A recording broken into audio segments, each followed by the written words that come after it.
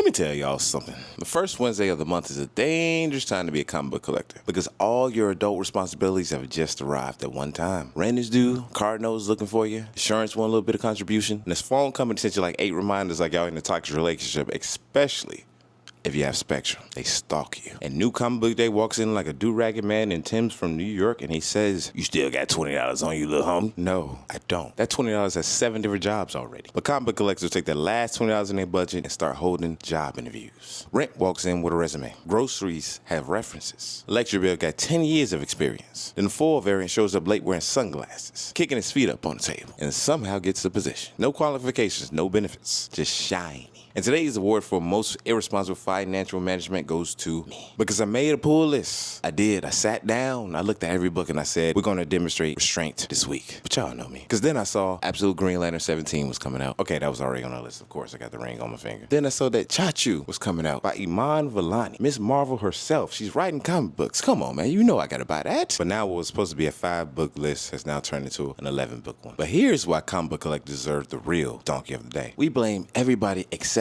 ourselves. We blame the publisher. Why DC release all these books the same week? We blame the comic shop. They put it right there at the register. We blame the artist. Cover was just so clean though. At some point, we have to accept that nobody kidnapped us. Nobody forced you to be a Wednesday warrior. And I'm talking to myself too. Don't think I'm standing up here financially healed. Auntie Chase be sending me notifications every week. Another purchase at the comic book shop, huh? Yes, Auntie Chase. But this one was different. It was a first issue. Y'all know we love first issues. Marvel be tricking us with them all the time. Talking about it's a #1, but then they got Legacy number 1,000,001 right underneath that. You said that last week, young brother. This one actually has potential. You said that last week, too. Okay, mind your business. This is my account at the end of the day. I work for this money. My $125 an hour pay for this. Because this week, we got Sinestro trying to absorb Joe Muller and Tomar Ray into a cosmic nightmare. Superman is hunting Brainiac. Gambit is slowly becoming something terrifying based on that last issue. And we have an older Tommy Oliver becoming the Green Ranger one last time. So let's move some money around, prepare our legal defenses, and welcome back to the Pulpit Wednesday. Let's head to the shop.